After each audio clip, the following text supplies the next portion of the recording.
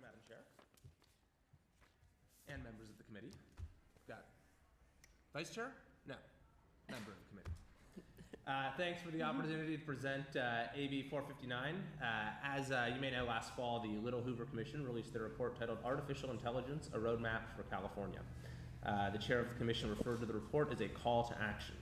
That's why I've introduced AB 459, which tasks the Artificial Intelligence and State Government Services Commission with creating a set of guidelines and standards for the use of artificial intelligence within state government. Now, California has already established itself as a leader in AI policy. In 2018, the legislature passed my resolution in support of the Asilomar AI principles, a set of guidelines for the safe and beneficial development and use of AI. That resolution, ACR 215, was only the first step in acknowledging the importance of artificial intelligence within state government.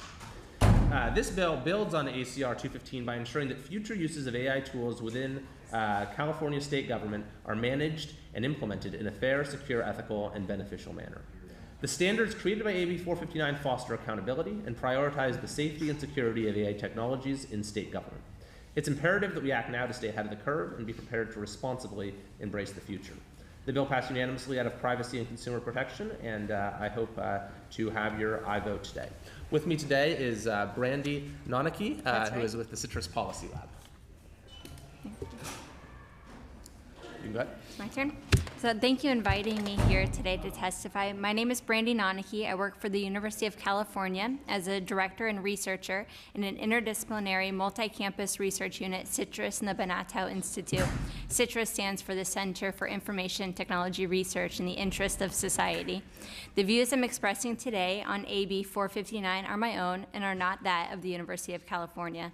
However, I would like to acknowledge and give credit to the lawmakers here today and all of them in our state legislature who value data-driven policymaking. They, in fact, allow the university to fulfill its mission as the research arm for the state of California. Thank you for your support of the University of California. Your support enables us to support you as you grapple with many challenging issues. It is well understood that AI-enabled decision-making is taking on a more central role in core social institutions.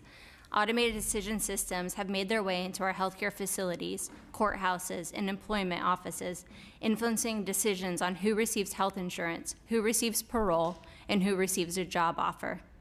While the application of AI-enabled tools can provide great gains in efficiency, effectiveness, and equity, ill-considered designs and applications carry great risk of perpetuating inequality and deepening disparities. We are at a pivotal moment.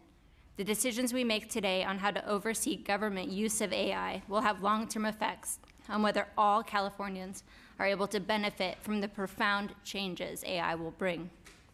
California is a global leader in AI, home to many of the world's leading AI companies and researchers from not only the technical fields of AI, but also the social sciences and humanities that have thought critically about the social, political, and economic impacts of AI.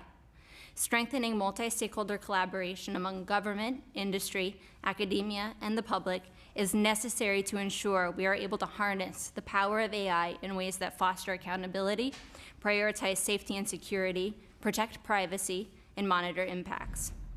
The establishment of the Artificial Intelligence and State Government Services Commission through AB 976 and standards of government use of AI outlined in AB 459, the focus of our convening today, are important steps to ensuring that we collaboratively move principles of responsible AI development to standards that inform sound practices that maximize the benefit of AI for all Californians.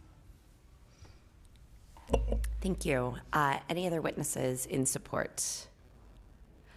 Witnesses in opposition? Seeing none, questions or comments from the committee?